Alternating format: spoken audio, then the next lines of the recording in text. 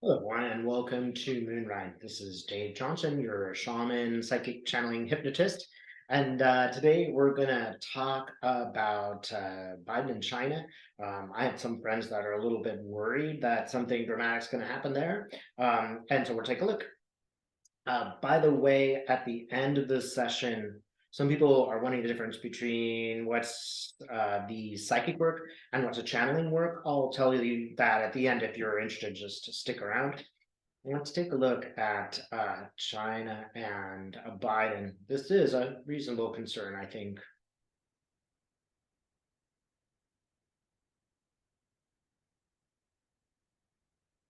So, Spirit, are we going to, let's just say, get more aggressive in an aggressive situation with China? Okay, Biden is putting up his hand. It's like, not so much.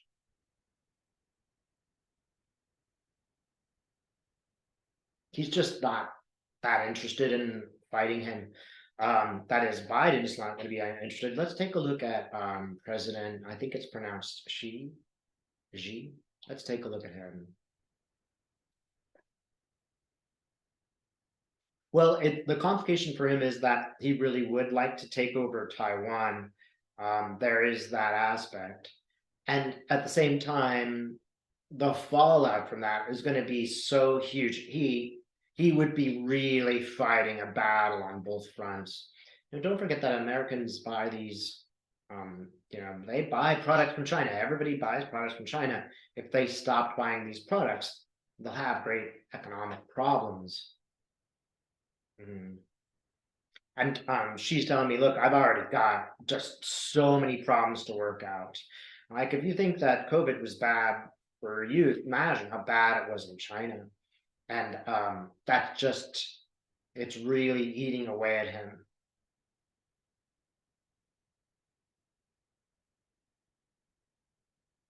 It's funny, I'm seeing lunch. As my best friend would say, it's eating his lunch, right? So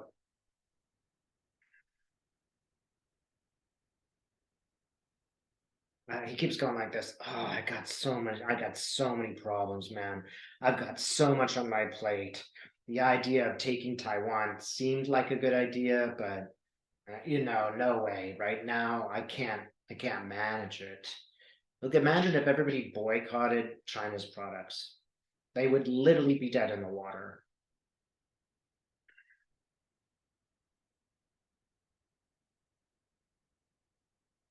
And keep in mind that it's American corporations who are making those products. They're just making them elsewhere. Any corporations from around the world. He's really thinking about it though. He's like, how could I get Taiwan? And he's just looking at it. He goes, I need better timing. Now's not a good time. And it's just not a good time. You would think like Biden's distracted by his Ukrainians and stuff like that, Russians. But he is telling me, regardless, it's not a good time. One reason being is that Biden has unified all of those European nations for the most part. He has unified them and he can unify them again. So, not many friends in the United States, not many friends of China.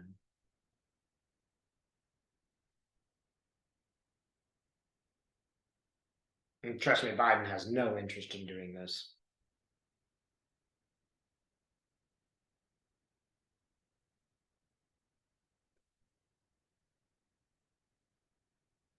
And to think more about China. Well, let's ask this.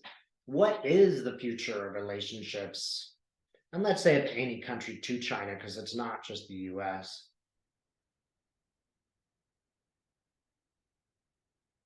So I don't think that the fears are illegitimate.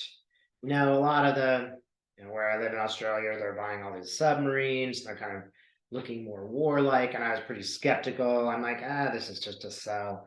But it's not unreasonable to watch and notice some of the things that are going on in China and be worried a little bit about that and always be prepared. Because I do get a feeling of timing. If timing were different, maybe President Xi would be acting in a different way. but presently we are more united than he would choose to, want to experience. Let's just put it that way. What else?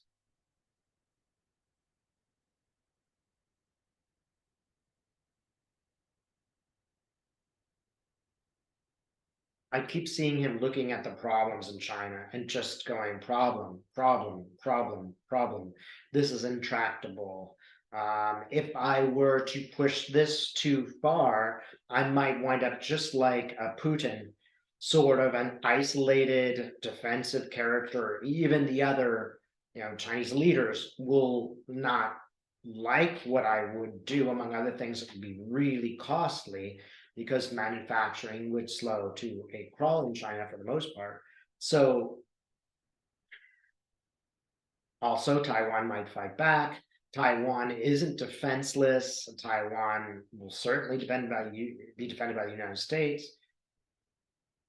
I see him thinking of the rockets in Taiwan pointed at China and kind of going, well,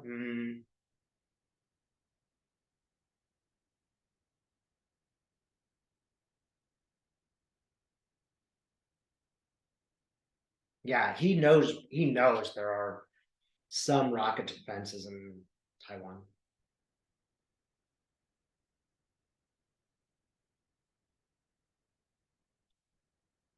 And it's interesting to note, it's not necessarily part of their cultural history that China goes to war. I mean, they've gone to war against, for example, they took over Tibet. That is, one aggression. But for the most part, in the history of China, they just kind of absorb their attackers. There's usually not, usually no desire to necessarily expand so much for the most part, because it's a huge country already. I mean, it's already hard enough to manage just with, Chinese people in it. Imagine if you had to control someone else. It's too tough. I get more and more the impression it's difficult to run China. It's just really, really big. It's like this massive, when something goes on in China, it is hard to control it. Not impossible, but really, really, really hard. You cannot, get Chinese people to stop lighting incense to the spirits so that they will have a son. You cannot stop them from doing that, even though it's antithetical to the idea of, you know, Marxism, communism. Not that China is at all communist, really. It's about the money. Look, it comes down to the money. If they were overflowing with cash and invading Taiwan where you'd get more cash, then they might do it, but they're not going to do that now. It's too costly. And he is looking very carefully at Russia. So does President Xi think Putin will fall? Yes, he does. Xi thinks that Putin will not win. He is not certain about this, of course, but he is biding his time to see how that plays out. And if he sees how it plays out and it plays out in Putin's favor, then he knows what to do. If he sees this play out and Putin goes down, then he knows what to do, right? So there's every reason for him to wait, every reason for him to watch. And if he were to do something, he would need to wait for some time after Putin because Putin would be so fresh in everybody's memory. Again, it doesn't matter so much if Putin wins, then it's obvious that the West is not able to contradict, the tyrannic power. So he will make his move. It's not going to happen though tomorrow. Just as Putin, I don't think is going to go tomorrow, and maybe we'll just throw that out. When is something's coming up in February for Putin? As a rule, I don't want to predict death, so Spirit is a little bit cagey about that, but something will happen in February and March. I think there'll be two events. February 14th comes up as a day of big change. What can we know about these changes, Spirit? A lot will change. I see a happy Biden.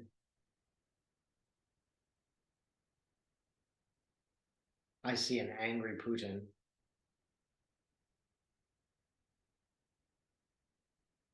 Do we know anymore? A plane flies over Russia. I don't know what this plane is doing. Okay, it looks like there's a warplane. And the warplane does trigger something. So look for these events. I will do another video on Putin and all of this other material. But let's just go forward with some confidence that probably China isn't going to do much until they know a little bit more. As I promised, I'm going to tell you the difference between just the psychic work and more channel work. It's fairly close, but here's the difference for me. And check this out on my website, which I am presently rewriting. It's not necessarily the best, but if I am doing psychic work like here on this channel, I just basically meditate a lot beforehand, and then I sit down, and then I do a process of pyramids where I feel safe, and then I just ask the questions and I see images. And when I see these images, I interpret them. That interpretation could be wrong. The images are never wrong, but sometimes, I'm a human and I don't necessarily know what that means that well. So I'll do my best to interpret what that means. But anybody who watches my show will know that I'm occasionally mistaken. I would argue that all psychics are mistaken at least 15% of the time because the future is not fixed. It's not always going to happen the way that your psychic is going to tell you because just the future changes. The fact that I might give you a reading will change the way that you are approaching a problem and fix it. That's the whole purpose of seeing the psychic, right? So that is the psychic work. And sometimes figures from, your who have passed over, show up. The dead do show up. Sometimes your parent who's passed on has a message for you, or they want to sometimes say they're sorry or just let you know something. That happens in psychic work. It does also happen in channeling work, but in channeling, I tend to really go under. It's like when I'm channeling, it's like I have to take a couple of minutes. It's like I'm walking up these steps. I kind of have to match with what I meet. And I will almost always meet the person's guide or some message that is supposed to be given to my client. And that's usually like pretty big picture. So it's like, what's the point of these events? What's my direction in life? Where should I go? It could be, just, in this lifetime, you just need to learn to communicate better, right? Or in this lifetime, I shouldn't say better. You're just learning to communicate in this lifetime. Maybe you're learning to be less stubborn, right? It is more of what's the meaning of the life, or I should say, what is, and I hesitate to say purpose, because you don't necessarily have a purpose. It's more like what experiences are you going to get in this lifetime that will help you understand something. It's pretty broad. In this case, when I do channeling work, often too, people who have passed will show up and they'll tell me, oh, hey, by the way, tell him that, the passport's in the third drawer. I'm kind of joking here because Lena did that for me once spontaneously.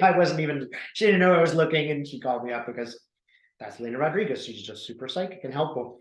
But it's a bit like the ancestors will come, your family members who have passed will show up and they'll say, I forgot to tell you this, or I'm sorry about what I did. We need to work out this problem. I have remorse.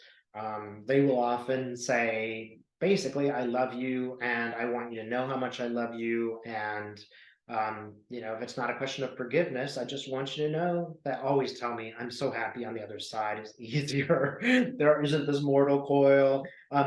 those are important messages for people to know. And a lot of times we do need to work things out with those who have passed because it was unfinished work. And I think it's really, really helpful. So that's the difference. Feel free to email me if you want to know more, if I can make a better video about this and answer more questions. At some point, I will be putting out sort of a practice for some of this work. Specifically, I'll put out a practice for channeling and learning how to channel. Thanks so much for watching. You can take a look at my website, moonride.com.au. Thanks.